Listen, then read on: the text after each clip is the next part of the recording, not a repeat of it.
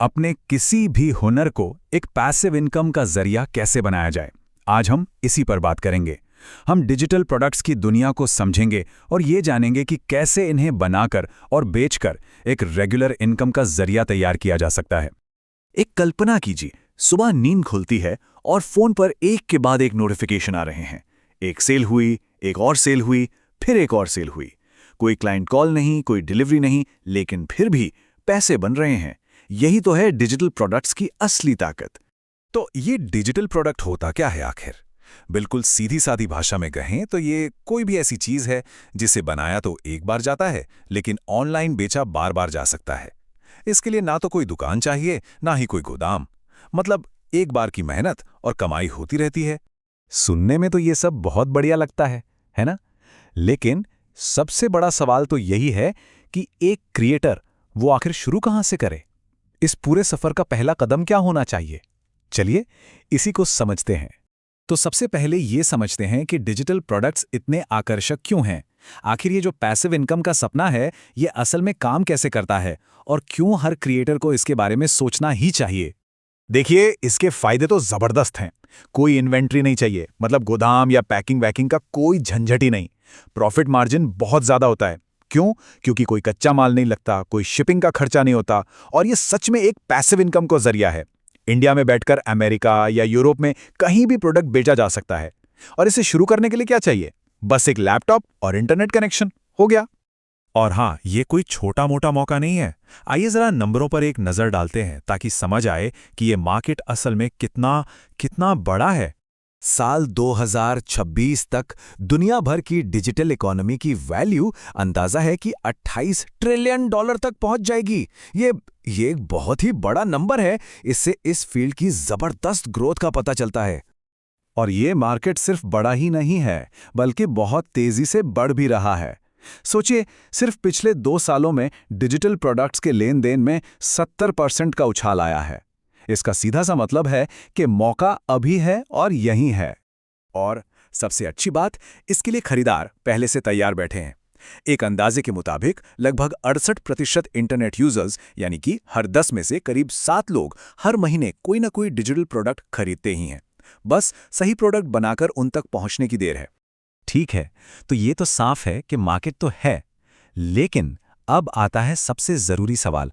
आखिर पहला प्रोडक्ट क्या हो? वो आइडिया वो कहां से आएगा? ज्यादातर लोग ना इसी सवाल पर आकर रुक जाते हैं। मन में आता है कि आखिर ऐसा क्या है जो बेचा जा सकता है? ऐसी कौन सी स्किल है जिसके लिए कोई पैसे देगा? इसका जवाब ना एक बहुत ही आसान से फॉर्मूले में छिपा है। कोई भी स्किल, मतलब जो भी कुछ आता है, उसमें ये जोड़ दें कि उससे किसी की कौन सी समस्या हल हो सकती है। बस इन दोनों को मिला दीजिए और वही बन जाता है आपका प्रोडक्ट। चलिए कुछ एग्जाम्पल देखते हैं, इससे बात और साफ हो जाएगी। मान लीजिए किसी को एक्सेल बहुत अच्छे से आता है, तो वो बजट ट्रैकर टेम्पलेट बना सकता है। कोई फिटनेस में अच्छा है तो 30 दिन का वर्कआउट प्लान बना सकता है। सोशल मीडिया मार्केटिंग आती है तो इंस्टाग्राम कैप्शन के टेम्पलेट बनाए जा सकते हैं। अच्छी कुकिंग करते हैं तो रेसिपीज की एक ई बुक तैयार हो सकती है। कहने का मतलब यह है कि लगभग हर स्किल को एक ऐसे प्रोडक्ट में बदला जा सकता है जो किसी की मदद करे। अच्छा, जब प्रोडक्ट का आइडिया फाइनल हो गया तो अगला बड़ा सवाल आता है, इसे बेचा कहां जाए? कौन सी जगह सही रहेगी? चलिए ऑनलाइन प्लेटफॉर्म के ऑप्शंस को समझते हैं। देखिए, मोटे तौर पर 2 मेन ऑप्शन होते हैं। एक तरफ है मार्केटप्लेस जैसे एटसी या गमरोड। यहां का फायदा यह है कि खरीदार पहले से ही मौजूद होते हैं, लेकिन नुकसान ये है कि वो हर सेल पर अपना कमीशन लेते हैं। और दूसरी तरफ है अपनी खुद की वेबसाइट। यहां 100% कंट्रोल और सारा प्रॉफिट अपना होता है, लेकिन वेबसाइट पर लोग यानी ट्रैफिक भी खुद ही लाना पड़ता है। तो मार्केट प्लेस शुरुआत के लिए अच्छे हैं और अपनी वेबसाइट लॉन्ग टर्म में ब्रांड बनाने के लिए जरूरी है। तो फिर एक नए क्रिएटर के लिए सबसे अच्छी स्ट्रैटेजी क्या हो सकती है? जवाब है, दोनों का इस्तेमाल किया जाए। मार्केट प्लेस से शुरुआती ट्रैफिक लाया जाए और साथ ही साथ अपनी वेबसाइट पर धीरे धीरे अपना ब्रांड बनाया जाए। ये दोनों का बेस्ट कॉम्बिनेशन है। चलिए, प्रोडक्ट बन गया, बेचने की जगह भी तय हो गई। अब आता है सबसे मुश्किल और सबसे जरूरी हिस्सा। पहले कस्टमर्स कहां से लाए जाएं? शुरुआती खरीदारों को ढूंढने के 3 सबसे कारगर तरीके हैं। पहला, अपनी जान पहचान वालों से शुरू करें। दोस्त, परिवार, सोशल मीडिया पर जो लोग जुड़े हैं उनसे फीडबैक मांगें। दूसरा, पिंटरेस्ट और इंस्टाग्राम जैसे विजुअल प्लेटफॉर्म का इस्तेमाल करें। अच्छी फोटोज, रील्स बनाएं जो प्रोडक्ट से लिंक हो। और तीसरा, Etsy जैसे मार्केट प्लेस पर अपना प्रोडक्ट जरूर डालें ताकि वहां सर्च करने वाले लोगों को ये आसानी से मिल सके। हाँ, और इस सफ़र में कुछ आम गलतियों से बचना भी बहुत ज़रूरी है।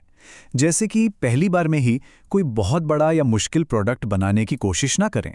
परफेक्शन का इंतज़ार करने से अच्छा है कि एक शुरुआती वर्जन लॉन्च कर दिया जाए। और हाँ, मार्केट में पहले से क्या अच्छा बिक रहा है, इस पर रिसर्च करना कभी ना भूलें। शुरुआती कुछ सेल्स होना वाकई एक बड़ी कामयाबी है, लेकिन असली सफलता तो लंबे समय तक टिके रहने में है।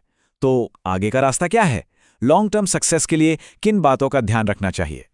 देखिए, लंबे समय तक सफल रहने के लिए कुछ आदतें बनानी पड़ती हैं। पहला, सिर्फ एक प्रोडक्ट बनाकर बैठ न जाएं, बल्कि नए नए आइडियाज टेस्ट करते रहें, लगातार कुछ नया बनाते रहें। दूसरा, अपने प्रोडक्ट की कीमत सही रखें। बहुत कम कीमत रखने से अक्सर लोग क्वालिटी पर शक करने लगते हैं। तीसरा, खरीदार को बिल्कुल साफ साफ बताएं कि वो क्या खरीद रहा है। इसके लिए अच्छा डिस्क्रिप्शन लिखना बहुत ज़रूरी है। और आखिर में, लोगों से रिव्यूज ज़रूर मांगें। सोशल प्रूफ से ज़्यादा पावरफुल मार्केटिंग टूल कोई नहीं है। और अंत में सबसे ज़रूरी बात, एक क्रिएटर का अपना यूनिक नज़रिया ही उसके प्रोडक्ट को बाकियों से अलग बनाता है और बिकवाता है। जो चीज़ें मार्केट में पहले से हैं, उनमें भी अपना स्टाइल, अपना एक अलग एंगल उसे खास बना सकता है। तो सवाल यह है कि सबसे पहले कौन सी समस्या हल की जाएगी?